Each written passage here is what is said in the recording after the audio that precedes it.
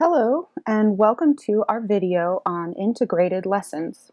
In this video, I will discuss how you can purposefully plan integrated lessons in order to observe for several different constructs within the context of what you're already teaching. So first, I'll begin with a brief overview of the 5 critical components of the formative assessment process. Then we'll be discussing purposeful planning to observe for several constructs in one lesson. And finally, I'll walk you through the formative assessment process using a sample lesson.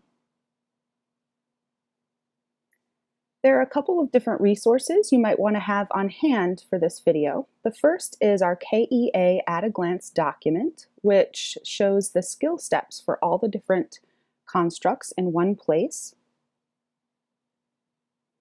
The next document is our planning document, which takes you through the 5 critical components, and this is what I'll be using to talk through them later. You may want to follow along or take notes.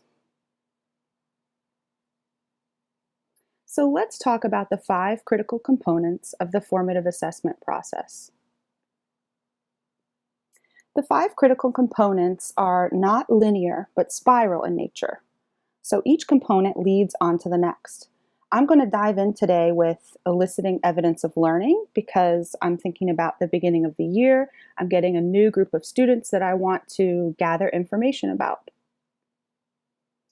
So in eliciting evidence, teachers gather evidence in multiple ways so that students have teacher-initiated and child-initiated opportunities to show what they can say, do, make, and write.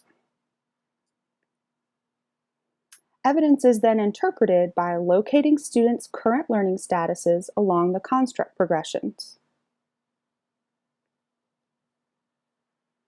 Teachers provide descriptive feedback based upon which criteria for success have been met and which have not been met, and they make adjustments to instruction based upon students' current learning statuses. Then, learning targets are selected using students' current learning status, which is the next step along the construct progression, to meet individual needs.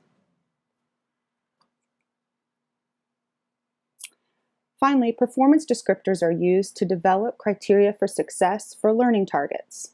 Teachers model strategies to demonstrate the criteria for success for students. So when we talk about purposeful planning, this is what we mean. I can start by asking, what am I teaching tomorrow or next week? Virgil and Owen Stick Together by Paulette Bogan is a story I would typically read in the beginning of the year to my students. It's a story about 2 good friends who go through a tough patch and ultimately build their friendship.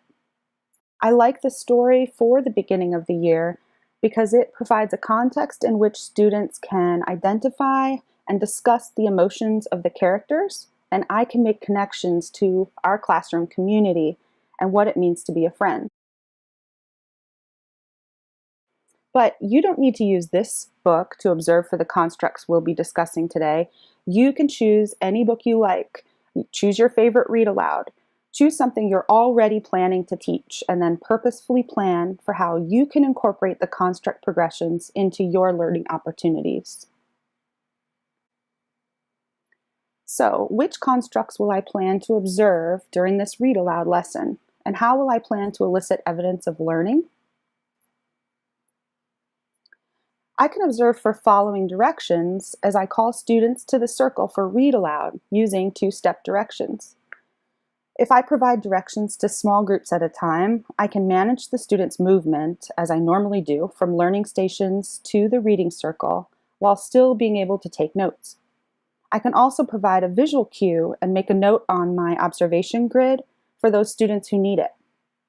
So I might say, for example, I'd like the trapezoid table to come to the carpet. When you get there, make a circle sitting crisscross applesauce.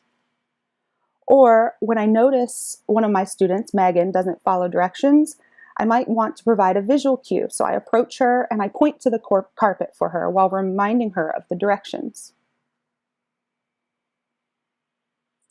I can also observe for emotional literacy. I can do this by pre-planning intentional prompts throughout the story that focus on identifying what Virgil and Owen are feeling and asking students to identify these emotions. These are the types of questions I would be asking anyway when I teach this story. So now I'm just prompting my students a little more intentionally, and I'm asking students to show me in a way that I can record their responses quickly so I can gather that evidence. So I might say, how do you think Owen feels when Virgil finishes writing his name for him? Draw a quick face on your whiteboard to show me how Owen feels. Or I might ask, how do you think Owen feels when he roars? How do you think Virgil feels when Owen roars at him? Now show me with your face how you think they feel. Finally, I can observe for grip and manipulation. So if I've taught my students to use their personal whiteboards or their personal clipboards, this is a great opportunity for me to observe for grip and manipulation. I could do this by choosing to take a few quick pictures here and there to analyze the evidence later, and I can provide scaffolding in the moment as needed. So for example, I might say, Trayshawn, show me how we hold a marker in kindergarten. Look how I'm doing it. Now you try. Or I might say, I can see Shahid is holding his marker with his thumb and pointer finger, just like me, see? Great job, Shahid. Who else can hold your marker the way we've practiced? So now that we've thought about which constructs we're going to observe for and how we'll elicit evidence, let's think about how will I interpret the evidence. You interpret evidence by using your observations and applying them to the construct progressions so that you can choose a current learning status for your student at a given time. So let's go back to Megan. Let's say she remains in her seat after I give directions to go to the carpet. So I approach her and I give her a visual cue. I point to the carpet and I repeat, Megan, it's time to sit on the carpet. And after getting that cue and reminder, she follows directions. So I want you to take a moment using your at-a-glance document and jot down or speak with a partner about where you think Megan's current learning status should be on the construct.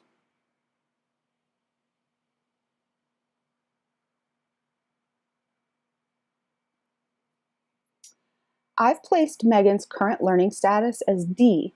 When given visual cues, she accurately follows an oral one-step direction that includes positional words, in this case, on, for on the carpet. I notice here too that I could use the construct progression to look at the next step, and the next step happens to be exactly the same, except for it's without visual cues that the student is able to do this.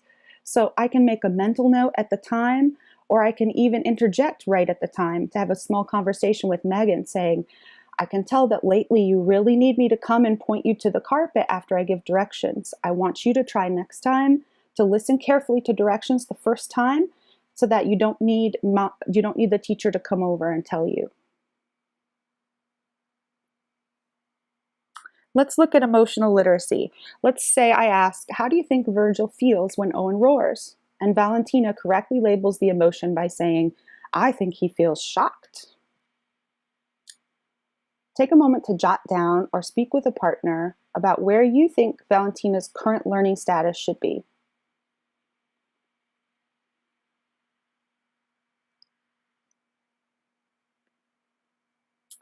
I've placed Valentina's current learning status as F, labels higher order emotions such as confused, worried, or surprised in self and others.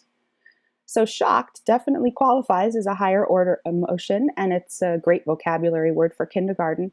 And I can use this information on the construct progression to look at the next step, and that helps me think about where I can go next with Valentina. Let's do one more. So let's think about grip and manipulation.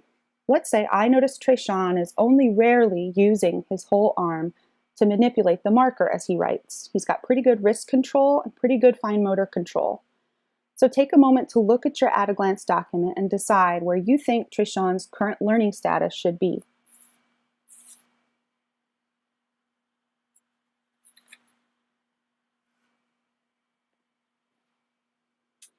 I've assigned Trayshawn's current learning status as E. Hand movements are primarily controlled by actions from the wrist and fingers.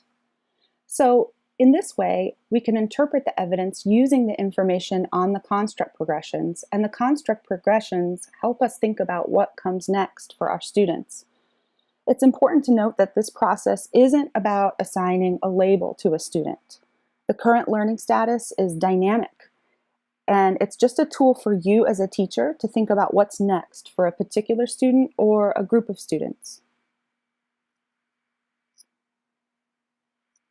So, how will I adapt and respond to students' learning needs?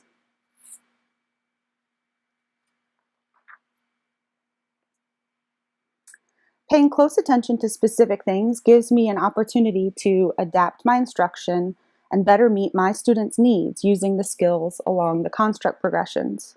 So here I need to think about, first, planning specific probes and questions so that I can extend the discussion in my classroom.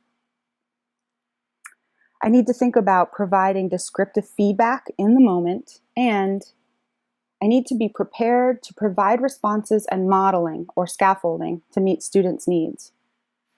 So in this way, I can think about probes and questions to use during the read aloud that will extend the discussion and deepen understanding about emotional literacy. I can immediately provide visual cues in the moment who need them for following directions, like I did with Megan. I can model and describe emotions throughout the story for students who need this scaffold, and I could use this as an example for later teaching as well, so I can remember back to our experience with Virgil and Owen and say, remember how Virgil was feeling when that happened? I can also provide immediate descriptive feedback and modeling for grip and manipulation as students are writing with their whiteboards. So, how will I select learning targets as a result of the students' current learning statuses? So, let's say I've used an observation grid, such as this one, in order to record the evidence I gathered on a given day when I taught the lesson. I've done this by jotting down the date where I observed students to have a particular learning status. So let's say I look at this observation grid and I see that Matea and Isaac are falling under the category of B, responding non-verbally to simple requests in a variety of ways. So I can use this information to think about how I can grab Matea and Isaac in a small group in my next lesson with them so that I can cater my instruction directly to them and think about how I can take them to the next step, learning target C. So the North Carolina K-3 Formative Assessment Process online platform has this really cool function where you can get something called a class profile report. And what this report is a breakdown of where each of your students is as far as current learning status within a given construct. But what it does for you is it groups your kids for you, so you can take a look and see where your small groups are, and you can think about where you want to take them next. So looking at my class profile report, I can see, for example, that I have a small group that has a current learning status of D. So I can think about what I want to do with them next, and I decide to do a follow-up lesson with them in a small group, during which I can model identifying feelings, I can be explicit about how I determine the feelings of the characters, and I can better respond to the students' needs because I'm in a small group setting. So this actually leads me to the final critical component that I'll be talking about today, developing criteria for success.